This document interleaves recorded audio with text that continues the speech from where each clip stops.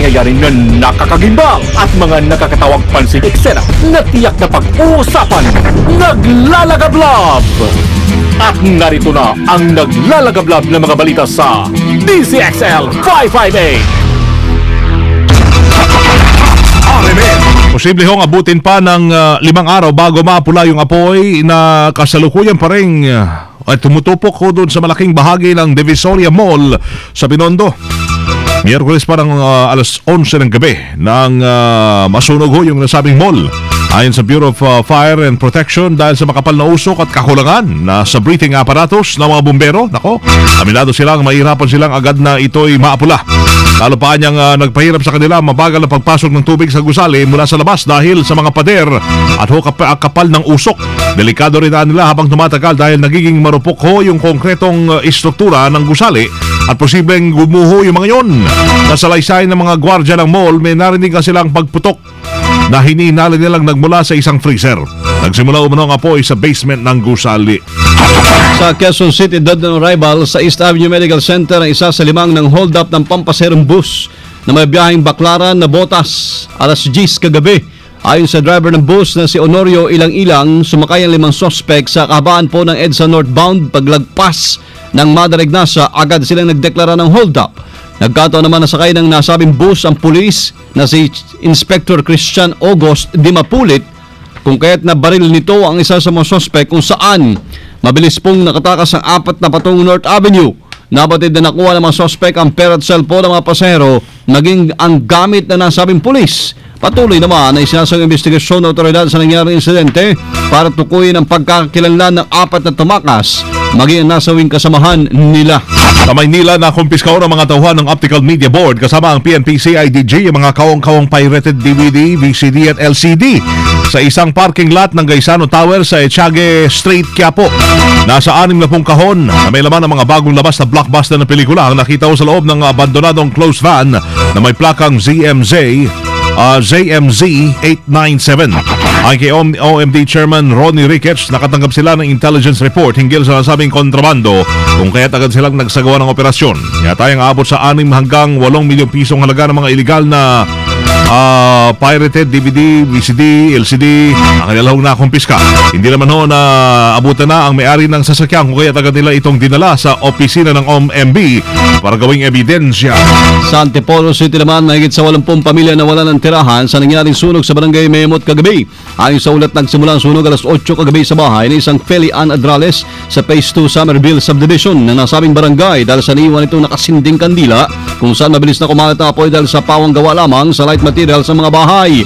Nahirapan din na makapasok ang mga bumbero dahil sa masikip na daan. Nakaharang ang ilang residente at nakalawit pa mga kawad ng kuryente. Alas 8:45 na nang idineklarang fire under control ang sunog na umabot sa 2 alarma. Wala ding naitalang nasugatan o nasawi sa nasabing insidente habang nanatili naman sa Mayamot Elementary School ang mga naapektuhang mga residente. Iniimbestigahan na ho ng otoridad ang nangyaring pangbubugbog sa isang lalaki sa Camarines Sur na inakalang magnanakaw ng Picos Machine sa bayan ho ng Tigaon. Nakilala ang biktimang si Jerry Cama, 50 anyos, presidente ng Barangay San Francisco. Ayon sa ulat, maghatid lamang ng generator set si Cama sa munisipyo na nagsilbing venue ng Municipal Board of Canvassers dahil sa brownout na mga oras na yun. Inakala naman ng mga supporters ni Aga Mulak na nanakawin ni Kama ang Picos, kung kaya't pinagtulungan nila itong bugbugin. Nagpapagaling na si Kama na nagtamo ng mga pasa at sugat sa muka at ilang pang bahagi ng katawan. Patay mga kasama isang land negotiator sa Silangang Mining Corporation matapos barilin na hindi nakilalang suspect sa loob ng isang pampaserong sasakyan. Kinilala ang biktima na si Marianessa Baliasca, 50 anyos, residente ng Barangay Rojas, bayan ng Mainit, Surigao del Norte.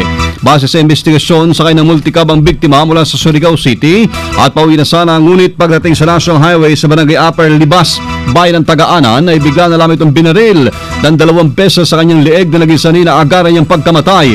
Dali-dali naman bumaba sa sakyan ng sospek at tumakas sa hindi malamang direksyon. Isa sa mga gulong tinututukan ng pulisya na motibo sa krimen ay ang personal na galit dahil sa uri ng trabaho na mayroon ang biktima.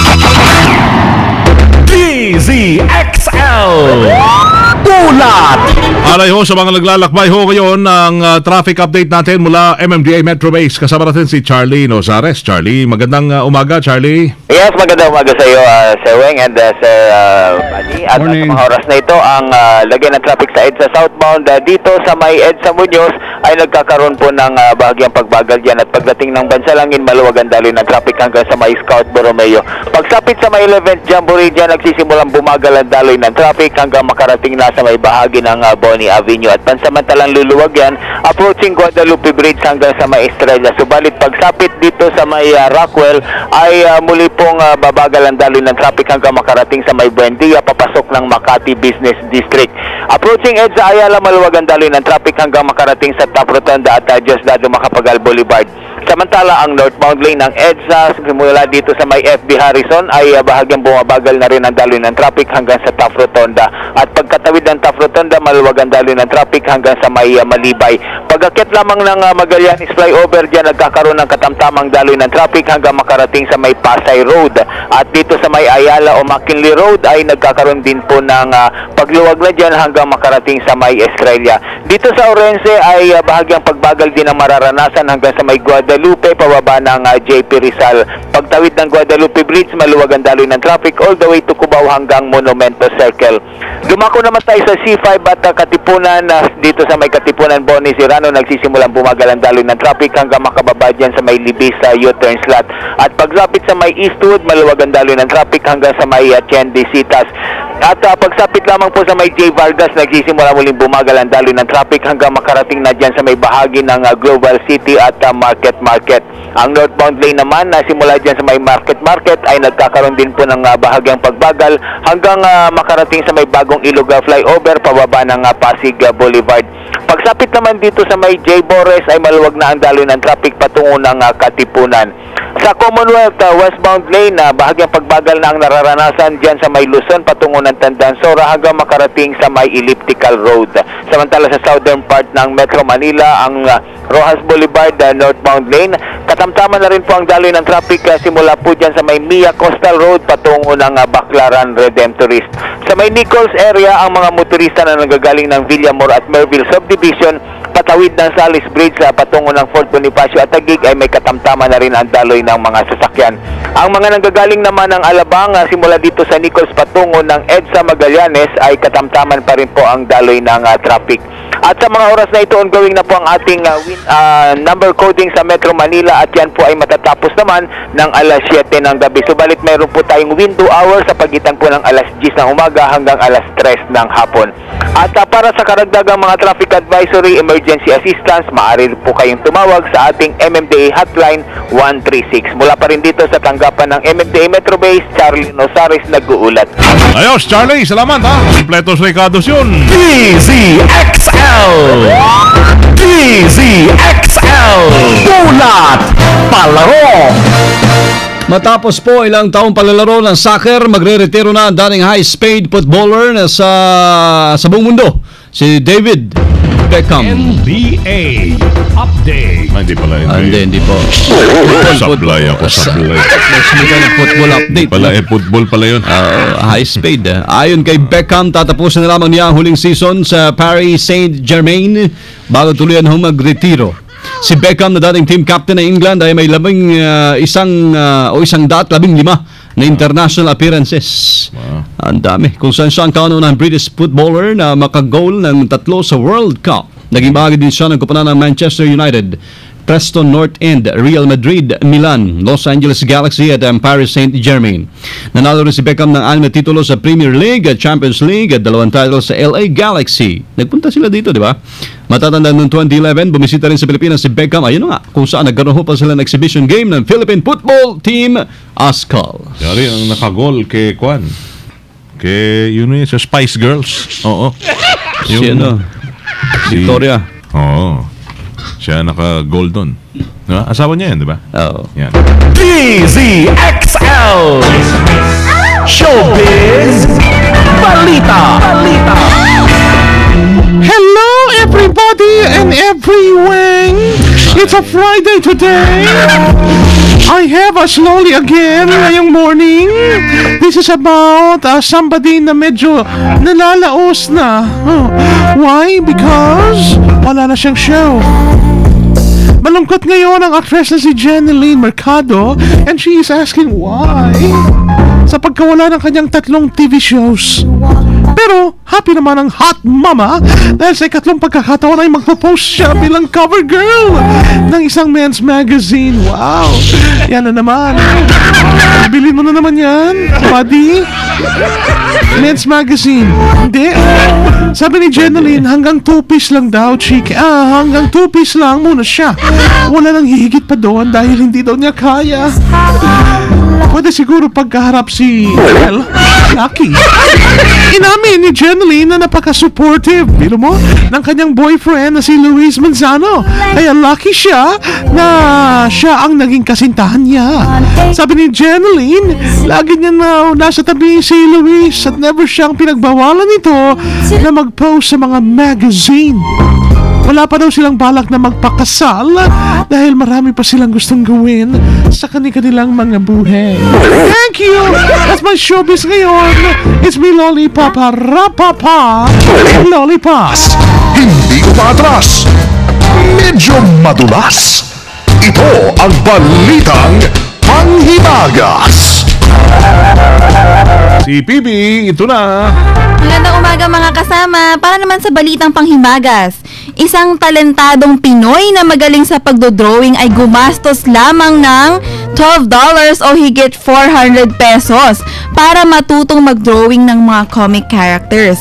Si Lainel Francis Yu ay nag-umpisang nahiligan ang pagdodrawing nung siya'y bata pa lamang. Kaya nung nakakita siya ng magazine na binibenta ng Marvel, How to Draw Comics The Marvel Way, ay agad niya itong binili at inaral.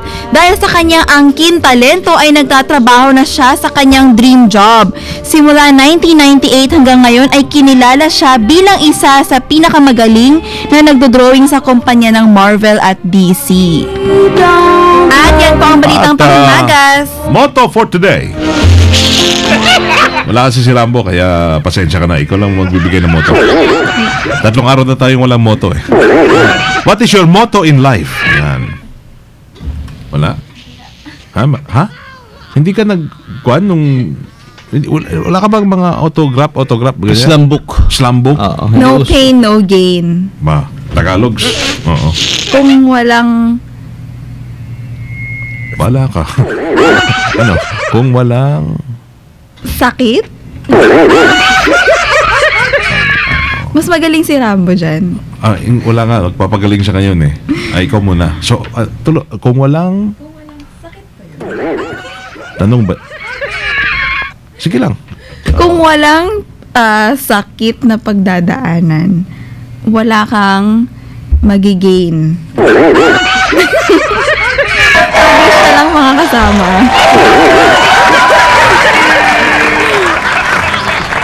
Kailangan mo mag-K plus 12. Ang motto ko at ang aking Balitang Panghimagas. Candice XL Sin Won Chong Sin Washer Phoebe Tatak Arnen. Magaling pa raw sa isiko, no? Misteryoso. Bilang. Misteryoso, anong motto mo? Ito nga dito saglit. Anong motto mo? 1 minute lang.